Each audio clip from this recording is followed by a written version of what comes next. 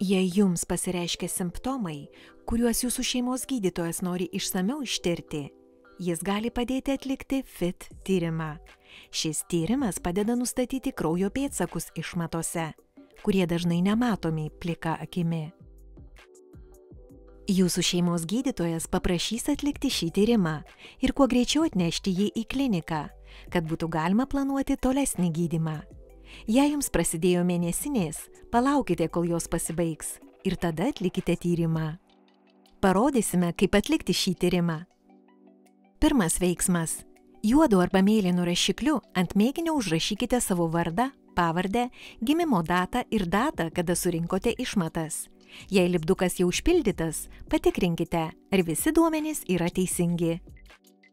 Antras veiksmas. Surinkite savo išmatas. Išmatas reikia surinkti prieš joms patenkant į tualeto vandenį. Štai keletas būdų, kaip tai galite padaryti. Klozeto dangtį uždenkite maistinę plėvelę. Naudokite švarų tuščią indą, pavyzdžiui, dėžutę nuo vynuogių arba maisto išsinešimui skirtą dėžutę. Rankoje turėkite sulankstytą tualetinį popierių. Ant rankos užsimaukite plastikinį maišelį ar pirštinę. Trečias veiksmas. Paimkite mėginį. Atsukite mėgintuvėlio dangtelį, sukdami jį prieš laikrodžio rodyklę. Išimkite lazdelę ir jos galu prabraukite išmatas. Jums reikia paimti nedidelį kiekį. Ketvirtas veiksmas. Supakuokite mėginį. Paėmę mėginį, lazdelį įdėkite atgal į mėgintuvėlį. Tinkamai uždarius mėgintuvėlį pasigirs spragtelėjimo garsas.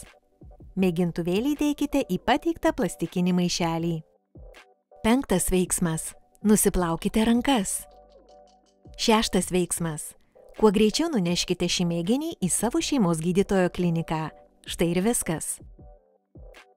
Po 2 savaičių jūsų šeimos gydytojas paskambins jums ir praneš tyrimo rezultatus, bei paaiškins tolesnius veiksmus. Jei praėjus 2 savaitėms jums niekas nepaskambina iš jūsų klinikos, paskambinkite jiems. Priklausomai nuo tyrimo rezultatų, jūs galite būti nukreipti į vietinę ligoninę, kad būtų atlikti papildomi tyrimai.